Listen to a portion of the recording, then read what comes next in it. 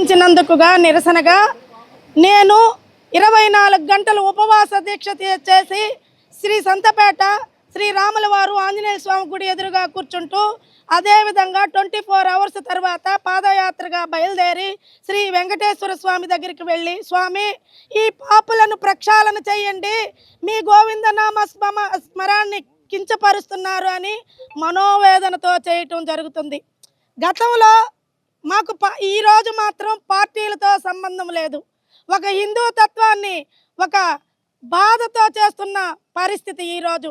ఎవరైనా సరే గోవిందనామ ఉచ్చారణ చేసుంటారు, కానీ మరి నిన్నటి దినాన వైసీపీ పార్టీ వాళ్ళు వ్యంగ్యంగా అన్య మతస్థులతో డ్యాన్సులు వేస్తూ అక్కడే పేక ముక్కలు పెట్టి పేకాటాడుతూ బైకులతోటి రౌండప్ చేస్తూ డ్యాన్సులు వేస్తూ అసలు నాకు అర్థం కావటంలా రాబోయే రోజుల్లో రాజకీయం కోసం హిందూ దేవుణ్ణి ఈ విధంగా కించపరుస్తారా అని ఒక బాధ కలుగుతూ ఉంది.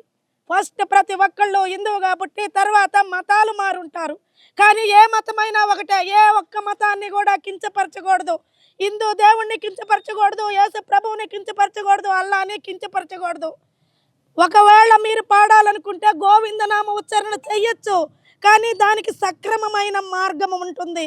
అలాంటి మార్గం కాకుండా మీ పొలిటికల్ మైలేజ్ కోసం పిచ్చి పిచ్చిగా అసలు ఎందుకు చేస్తున్నారో అనేసి, అసలు మనము ప్రతిపక్షంలో ఉన్నామా అధికార పార్టీలో ఉన్నామా అనేది లేకుండా అధికార దాహంతో 5 సంవత్సరాలు అనుభవించిన రోజులు ఏ విధంగా ప్రవర్తించామో మర్చిపోయి ఈరోజు మీరు ఈ విధంగా చేయటం చాలా బాధాకరమైన విషయము.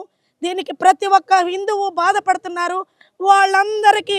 వాళ్ళందరికీ ప్రతినిధిగా మా మహిళలు అందరము కూడా 24 గంటల ఉపవాస దీక్ష రేపు ఉదయం, ఈరోజు 9 గంటల నుంచి రేపు ఉదయం 9 గంటల వరకు ఉపవాసం ఉండి స్వామివారికి ఇక్కడ నుండి మహిళలందరూ కూడా భారీ ఎత్తున పాదయాత్రకు వెళ్ళి, ఇందులో ఎటువంటి రాజకీయం లేదు, ఏ రాజకీయ పార్టీలకి సంబంధం లేదు. శ్రీ వెంకటేశ్వర స్వామి దగ్గరికి వెళ్ళి శిక్షించమని నేను కోరుకోను. స్వామి ఈ విధంగా కించపరిచి రాజకీయాలకు వాడుకునే పాపులను ప్రక్షాళన చేయండి అనే నినాదంతో నేను చేయటం జరుగుతుంది.